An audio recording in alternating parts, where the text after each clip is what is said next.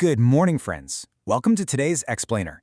Think of our time together today as a much-needed coaching session, a way to kind of hit pause and escape that modern exhaustion we're all feeling. Today, we're unpacking a really powerful framework by Cal Newport. Yeah, the mastermind behind deep work. His newest philosophy is called slow productivity, the lost art of accomplishment without burnout. Look, we're constantly bombarded with emails, notifications, and this ridiculous pressure to just always be on. While Newport is handing us a manifesto for a totally different way of working. It's a structured approach for actually producing meaningful world-class work, but without sacrificing your mental health or happiness in the process. So let's just dive right into it. I've got a question for you right out of the gate, and I want you to be completely honest with yourself here. Are you busy or are you impactful?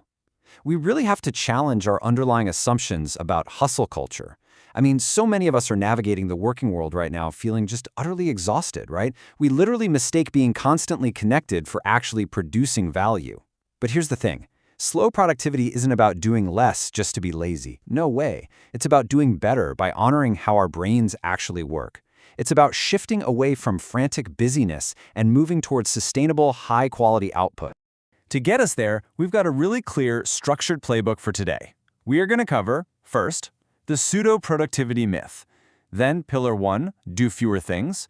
Pillar 2, natural working pace. Pillar 3, obsess over quality. And finally, practical strategies for 2026. Let's jump in. All right, Section 1, the pseudo-productivity myth, confusing visible activity with true impact. So the root of all this modern exhaustion really comes down to one thing: measurement. Think about the industrial age. Measuring productivity back then was super easy, right? You literally just counted the widgets coming off a factory conveyor belt. It was completely tangible. But today? I mean, you can't exactly put a brilliant marketing strategy on a scale to see how much it weighs. How do you measure a good idea? Well, because knowledge work is so incredibly hard to measure, we kind of panicked.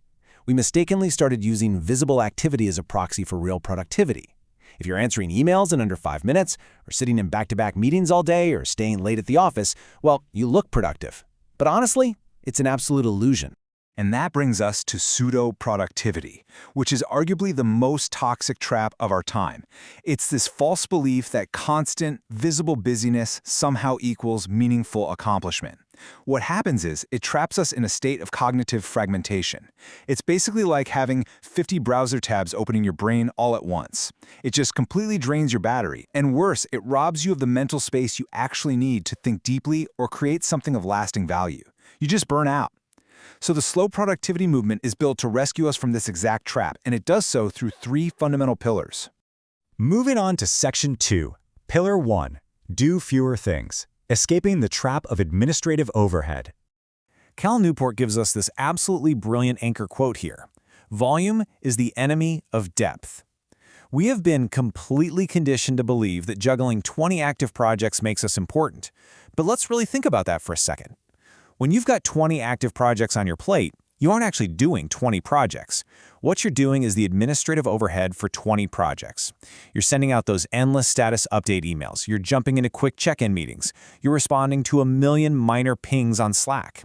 That overhead eats up literally all of your available time, and it leaves zero room for the actual deep work required to really move the needle. To fix this, we have got to make a shift. We need to move away from a broad, shallow approach, which, let's be real, is just endless context switching, and move toward a narrow, deep approach. You have to give yourself permission to ruthlessly limit your active projects. I'm talking down to just 1 or 2 major tasks. Now, doing fewer things doesn't mean you're somehow doing less work over the course of a year. Actually, it's the exact opposite. It means you finish those specific things way faster and at a significantly higher quality, all because your focus is entirely undivided. All right, Section 3, Pillar 2, natural working pace, honoring human biology over corporate machinery. Modern society basically expects us to operate at a machine pace. You know the drill. Outputting at maximum capacity every single day from 9 to 5, Monday through Friday, 52 weeks a year. It's exhausting just saying it out loud. But historically and biologically, humans were never built for this. Human work has always followed seasonal rhythms. We're wired for periods of intense, sprint-like effort, followed immediately by absolutely necessary periods of deep rest and reflection. Newport is urging us to embrace this seasonality. Actually, fun fact, did you know Charles Darwin only worked on his scientific theories for about 4 hours a day? Yep, the rest of the time, he walked, he read, or he just rested. If you try to maintain a frantic pace indefinitely without recharging, you won't just get a little tired, you will inevitably slam straight into severe burnout. Working at a natural pace means validating that it is absolutely necessary to slow down. Sure, there are going to be times when you're in a sprint, pushing really hard to finish a project, but there must also be times when you intentionally step back to find new inspiration. Look, some days you're going to produce 10 pages of brilliant writing, or genius code, or a perfect strategy, and some days you will produce absolutely nothing. And that is perfectly okay.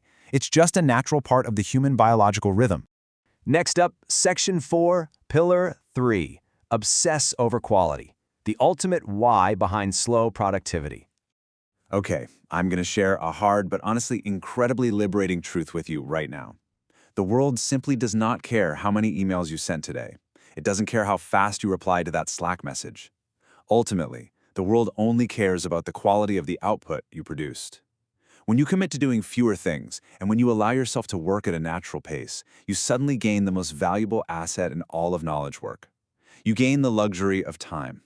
And having that time is exactly what allows you to make your work truly exceptional. And here's the best part. When you prioritize quality, you trigger this amazing feedback loop. By deciding to obsess over quality and telling yourself your work must be exceptional, you are instantly forced to say no to unimportant tasks. That no acts like a natural force field, protecting your time and energy so you can actually sit down and produce a masterpiece. And guess what? Producing something truly great feels incredibly good. It naturally fuels your motivation to get up and do it all over again. Contrast that with just churning out mediocre work to meet some frantic, arbitrary deadline. That completely drains your soul, right? Obsessing over quality flips the script. It creates a sustainable, totally positive cycle. Which brings us to Section 5, Practical Strategies for 2026, Implementing the Playbook in Your Daily Life.